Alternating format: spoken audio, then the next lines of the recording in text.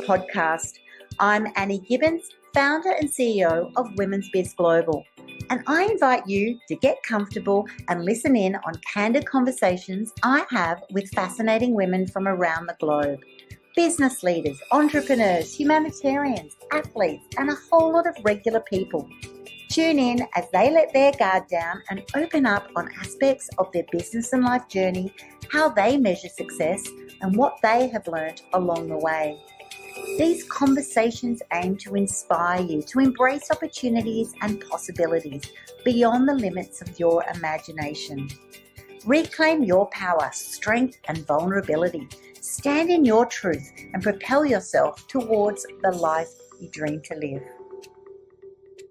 Hello, our beautiful listeners. Welcome to today's episode of Women's Biz Podcast. Annie here, and we are going to dive into the world of financial empowerment. We have a trailblazing expert to help us do that, and her name is Lisa Sakai. Welcome to the program, Lisa. Thank you so much for having me. I'm so excited to be on your program and talk about financial empowerment. I love it. Oh, I do love it too. And I particularly love it when I can speak to a real expert, because it adds so much value to our conversation, but that with our listeners around the globe. Mm-hmm. For those of you who might not know Lisa, she's a financial consultant, co-founder of One Vision Retirement, and she's got over 12 years experience transforming lives, and she's into helping her clients fast track their bucket lists.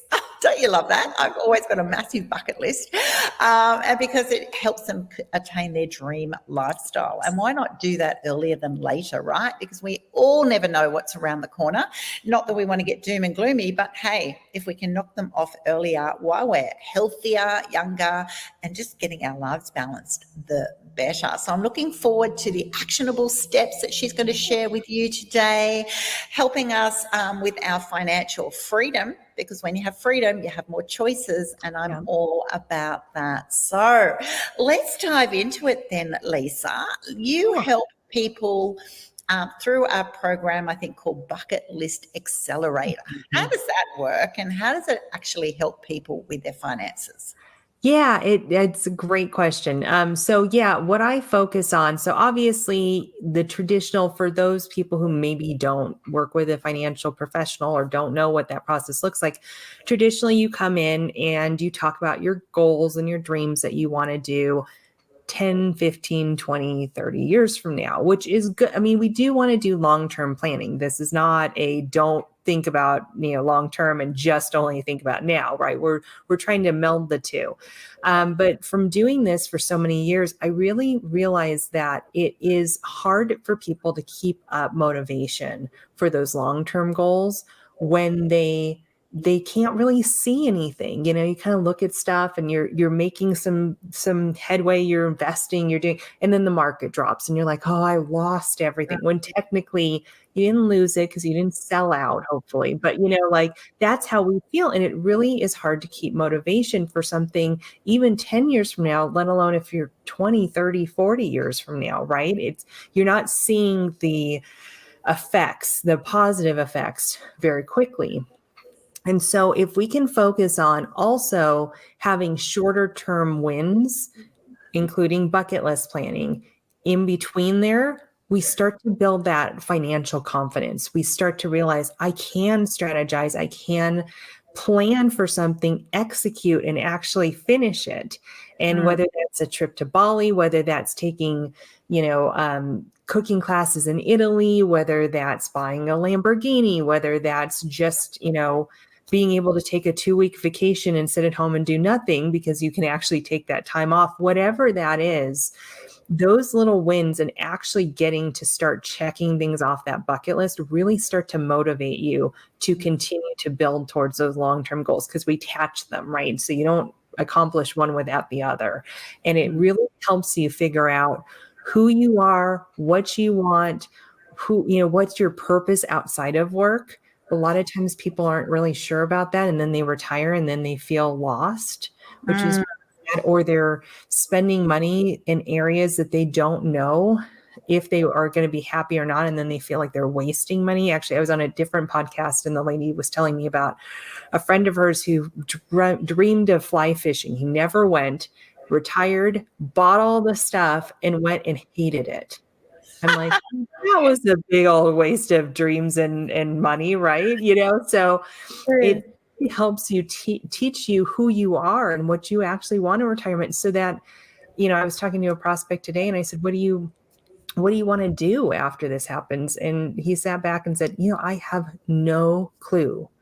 And that's scary. It is scary. It's a lot scarier than people think. So it gives you a sense of purpose on top of those wins to keep you moving along for your longer term goals.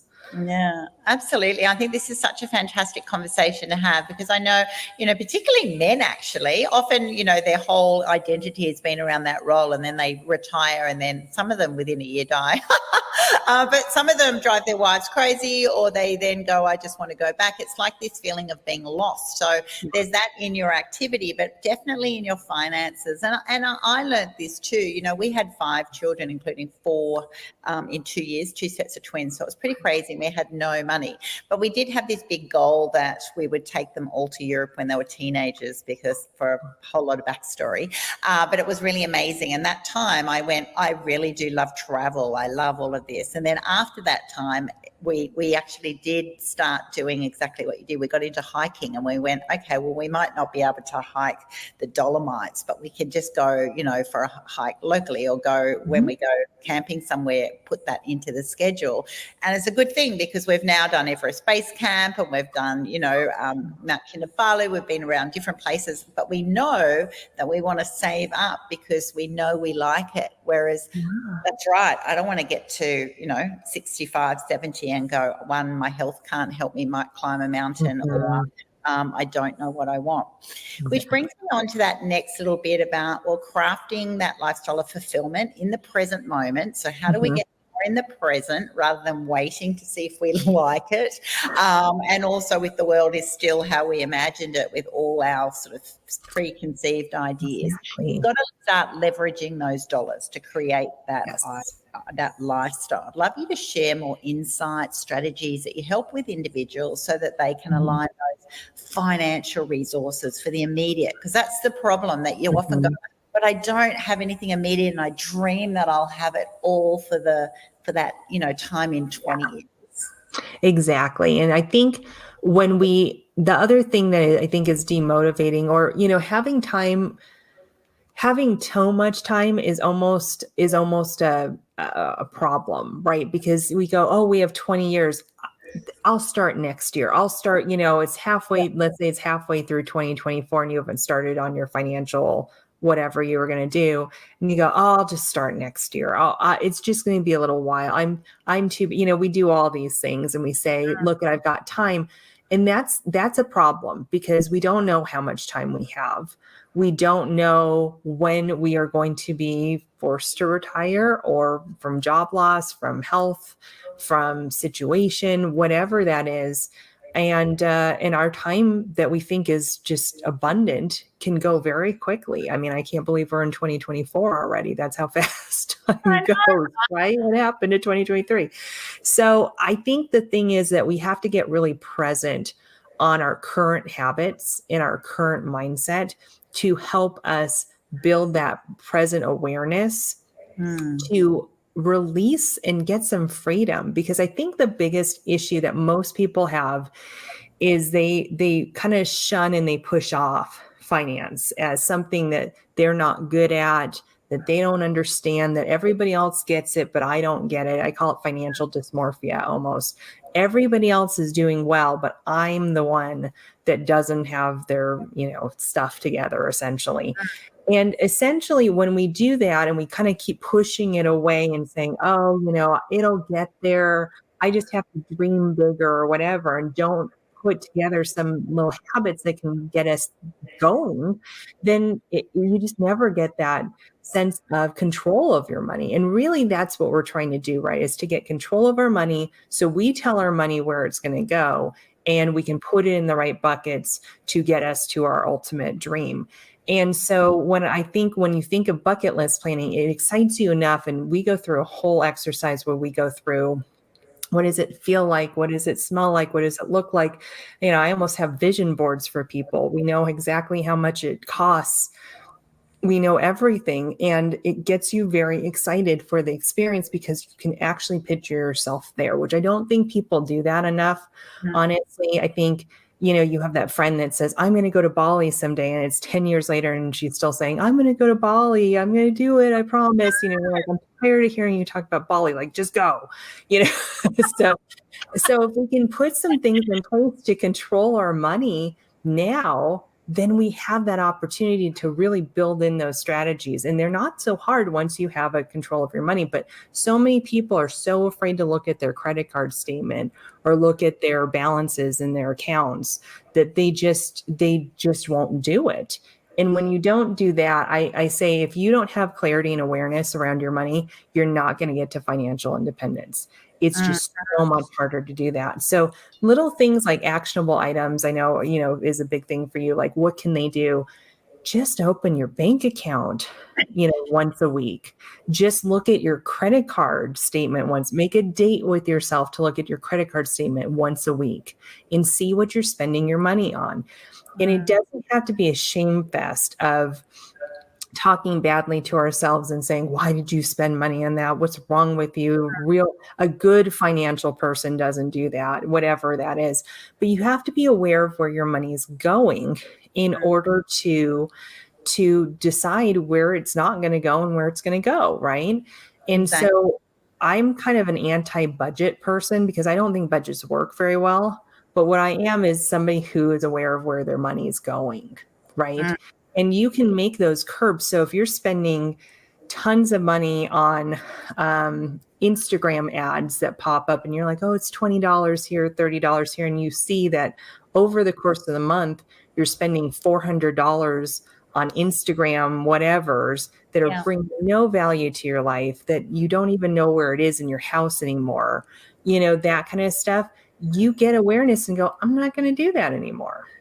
Exactly. I love that, because it is an area of financial dysmorphia. That's a really interesting phrase. And I'm sure technically people probably hate that I use that, but it's to me, that's the best way to describe it. It's like, oh, I don't want to do it because it stresses me or it overwhelms me, or I don't want to confront those issues. But that's exactly it. We'll all get hopefully some discretional spend money, and it's about choices. And we often do just, it's amazing what slips through when we don't consciously take that time to, look at it, evaluate it. Do I need to, if I get the choices, for me, it might be, do I need to have that, how often you get your hair done, or a pamper session, or this or that, they're all expenses and there's nothing wrong with those. But if I then choose to go, this holiday, or this is going to be, or this class is going to be helpful to me, I'm going to have to start making those choices and go, well, if I've only got so much money, which is most of us don't have the unlimited, otherwise we wouldn't be having these conversations. But we're going to have to go, okay, I'm actually aware of it, so now I'm going to choose where I direct it. But I also love what you've raised there, is actually have a little look at where you're wasting it, because there's so many things, and I do it too. When you sign up for something, it's got 5 days free, and you go, oh, I'm going to cancel that in 3 days, and then suddenly you're paying for it a month and 2 and whatever, and you just go, it's amazing what actually just slips through, right?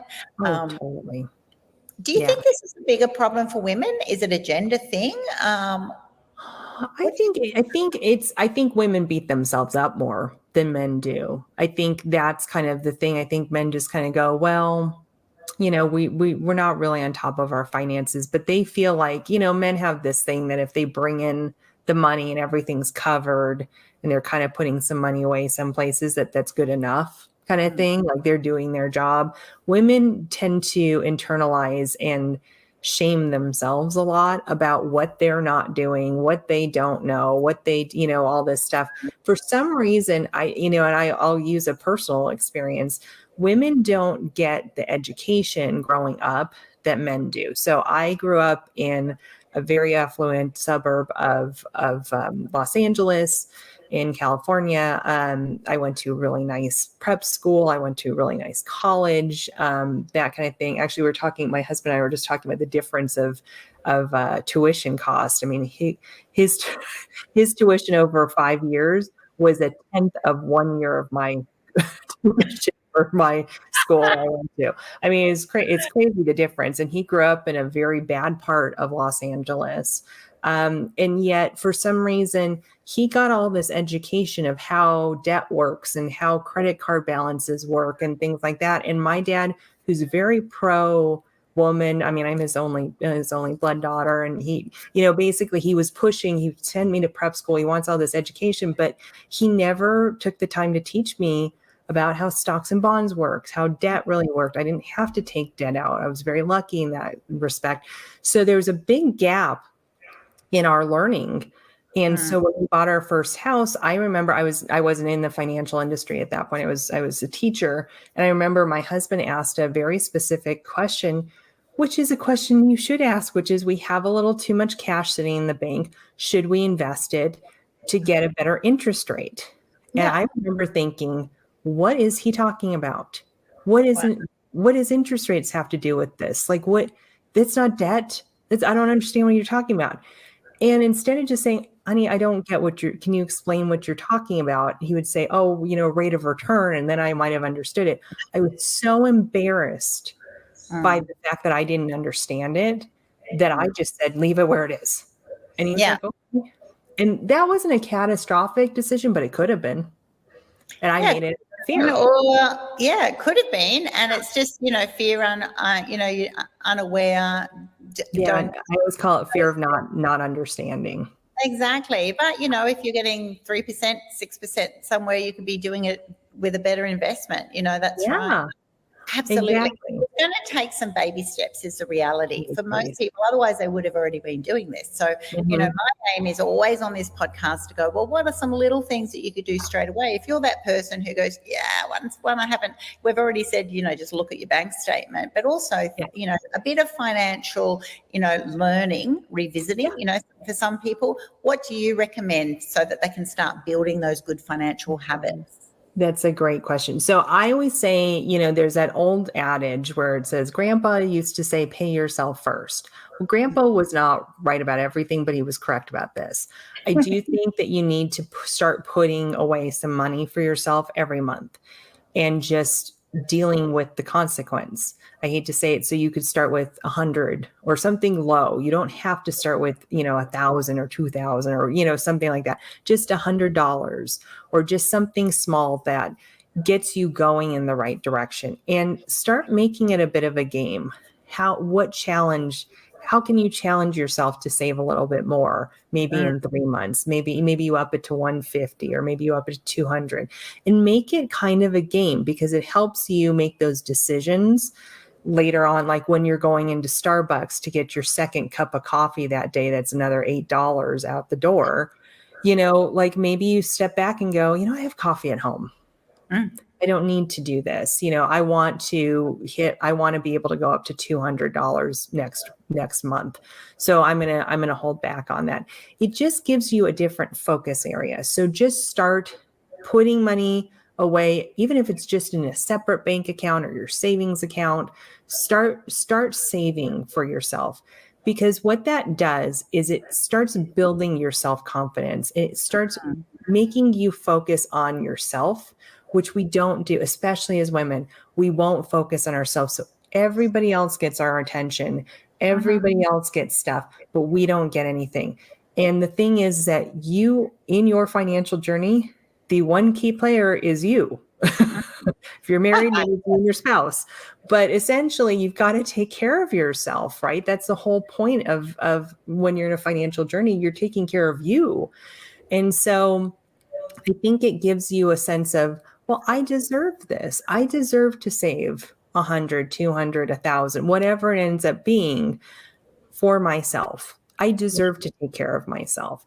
I think that's the first thing that people can do. Oftentimes that's why I'm not a big budget believer, because we go, oh, well, I'll do a budget and see how much I can save. That's the wrong way to do it, because you're everything. And honestly, I hate to say this, budgets are made up. They're made up. Like I was seeing, I was in a part of a Facebook group, and the lady put that for a family of 4, they ate out and they only spent $100 a month eating out. I'm like, you have 5 children, that's impossible. Really? Like, where are you going that you're only spending $100 a month eating out with 2 kids? Like, I don't know. So to me, that's a dream. Like, I cannot believe that would be reality. And so essentially we use these tools to play tricks on ourselves that are not helpful. So I really think you set your savings goal and you start there, and you just start building up to whatever that is. That would be the first thing I would do. The second thing I would do is I would start to make it a habit to look at different statements, including like investment statements and things like that. People don't want to look at them because they're afraid they're going to be down. But I think that if you can just take a moment and actually look at them, you'll get used to the up and downs of the market. I also say another thing that people could do is that they could just read a financial article once a week. Just build some education, because you're going to start to build that muscle. Like I have a client who's a real estate agent, and she's scared to death of finance. She just can't stand it.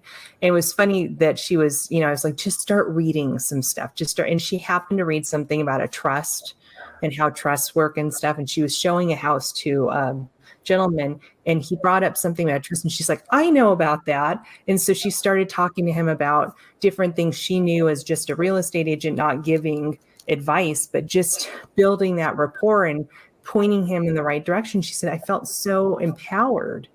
And I said, because you weren't shrinking away from something.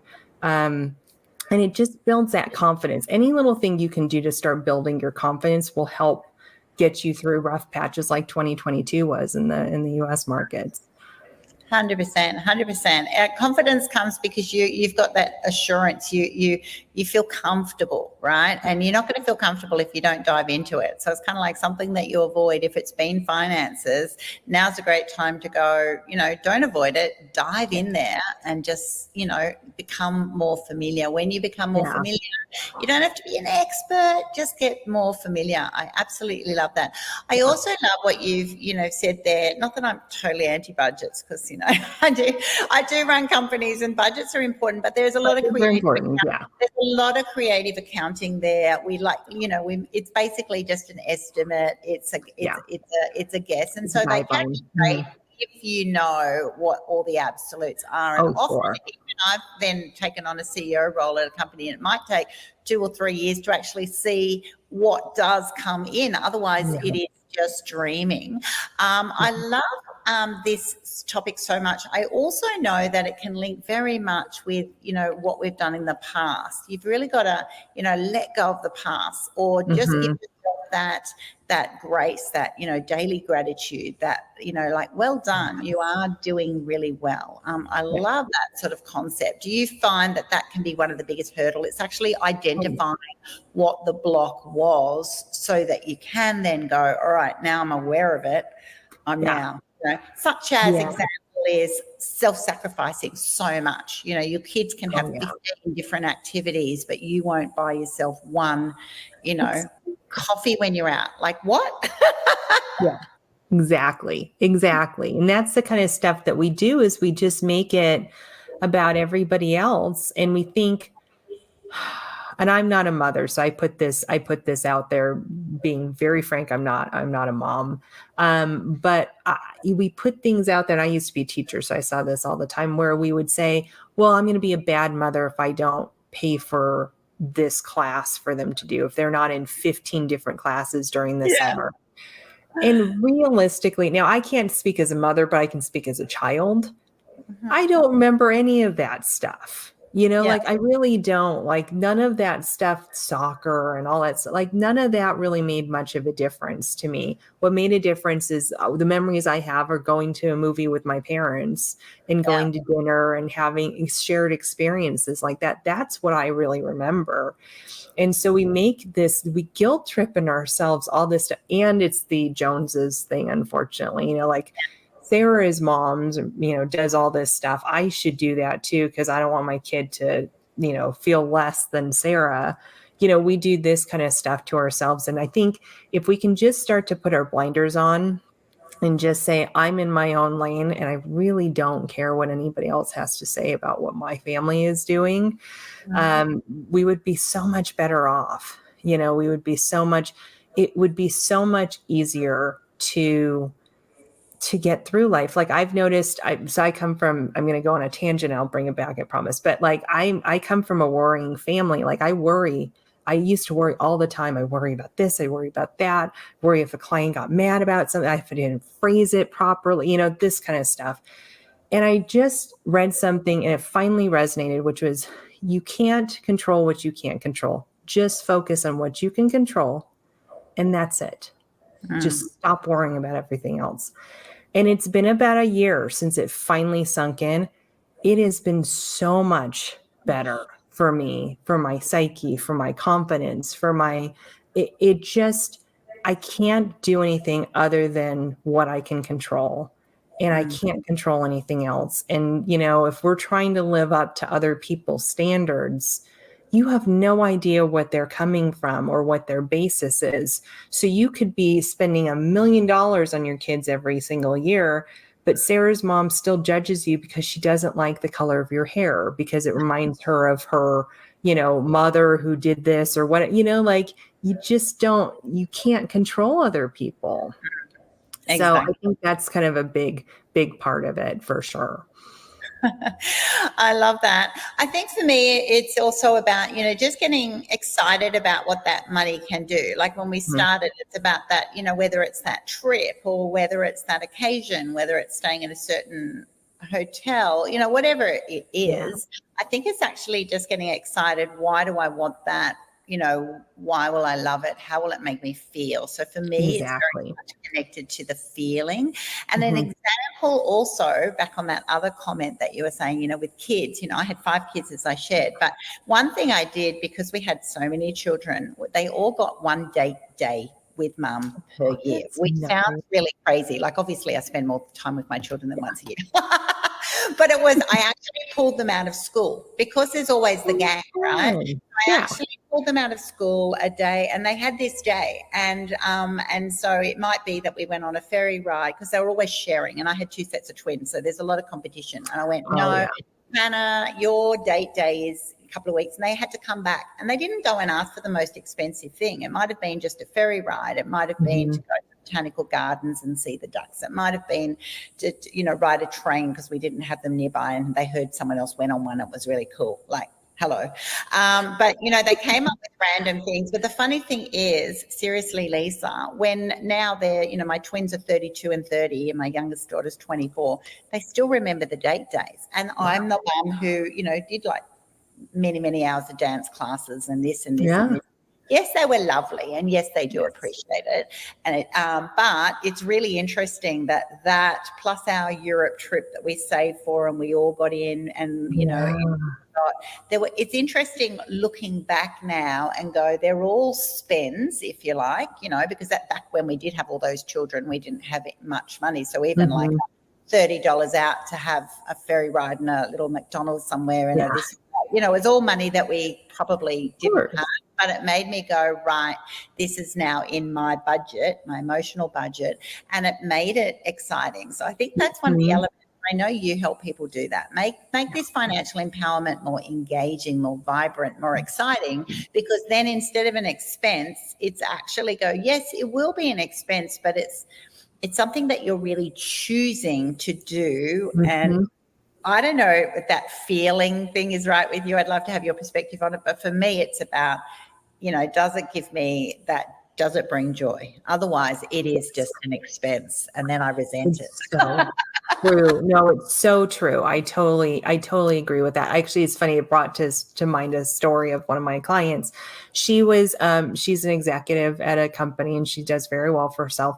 And she always seemed exhausted though when I was, and she's an executive, so she's probably tired. But it was funny. I just was bringing up something, and she'd always say, "Oh, I just got back from X place for the weekend. I just got back." And I finally said, like, how many trips a year are we taking? on these little weekend trips. And we counted it up. She took 14. And I was like, that's a lot of trips. How much on average are you spending on these? And so we brought, it was about $1,500, give or take. And essentially I was like, well, you don't take big vacations. Why is that? And she says, well, I can't afford them.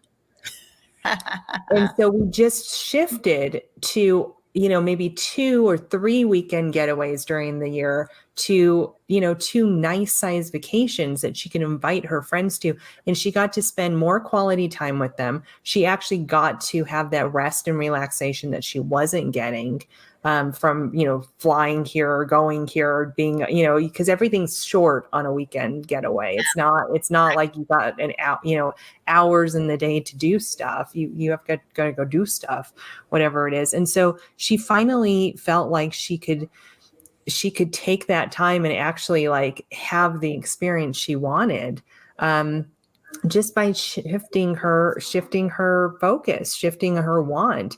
And she said her friends liked it so much better because she said, I going to Jamaica, this point, if anybody wants to come with me. And so she'd have a bunch of girlfriends come that she was jumping around to see all the time. They just came there and they had a blast. And it was so much more fun, and she got to see them so much more. And it just gave everybody the break that they actually wanted. So it makes a big difference. And it's been a couple of years since she made that change. And she's like, those I remember. But she said she couldn't hardly even remember half the trips that she took because they were just kind of blurs, Yeah, exactly. We don't want to do things that are blurs because that's right. You're going to blink and you'll look back and you go, I can't even remember them, but I don't see the evidence of it. We could talk all day. I've absolutely loved our conversation. I hope our viewers and our listeners have been taking some notes. That's right. Don't wait 20 or 30 years to start getting some of those bucket list things done. It's all about, in this conversation, it's about having a little think about what, where do you spend your money? Have a good old look. All right. Don't avoid it. Dive in there. Even if it makes you feel uncomfortable, reach out, put some comments in the chat wherever you're watching or listening. Lisa would love to chat to you. I would be very happy to chat with you. Let's go and say, you know what? I actually want to get some reward. I want to feel that joy. I want to start planning my life so that I can get some regular wins. That's what it's all about, whether it's, growth in any area of your life. You're wanting those regular wins, right? Rather than waiting. So I love what you said in there too. It's just break it down. Regular, little bite-sized bits are so great. Or sometimes it's going, that's right, I had too many little ways of spending that money and I'm going to lump it together for something bigger, which is one thing my hubby and I learned.